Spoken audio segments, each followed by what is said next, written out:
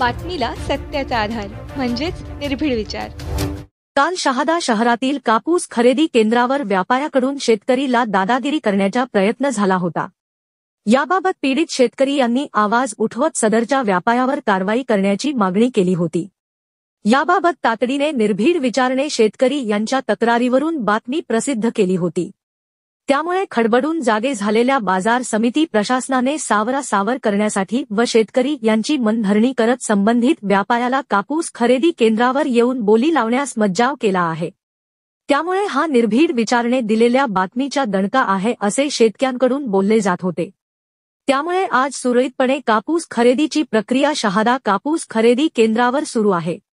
याबाबतची अधिकची माहिती खरेदी केंद्राचे कृषी उत्पन्न बाजार समितीचे सचिव यांनी दिली आहे। सचिव कृषी उत्पन्न बाजार समिती शहादा परवा आमच्या येथील एका जिनिंग फॅक्टरीवर आमच्या मार्केट यार्डमधल्या जिनिंग फॅक्टरीवर काहीतरी शेतकरी आणि व्यापारी यांच्यात वादविवाद झाले होते। त्या अनुषंगाने काल थोडंसं लिलावाच्या अडचणी होत्या। काल पण 70-80 वाहनं आलेले होते। कालही लिलाव झाला होता। त्या फॅक्टरीवर वादविवाद झाले होते। त्या व्यापाऱ्याला आम्ही सध्या लिलावात बोलीत भाग घेण्यास बंदी केलेली आहे आणि त्यांचे संबंधित कर्मचाऱ्यांना कार्यालयात हजर करण्याबाबत त्यांना आदेश दिलेले आहेत। त्यानंतर आज बाजारात जवळजवळ 80-90 वाहनं आलेले आहेत। लिलाव व्यवस्थित सुरू आहे। 7100 पर्यंत कापसाला चांगल्या कापसाला भाव आहे आणि CCIची पण सोबत आमच्याकडे खरेदी सुरू आहे।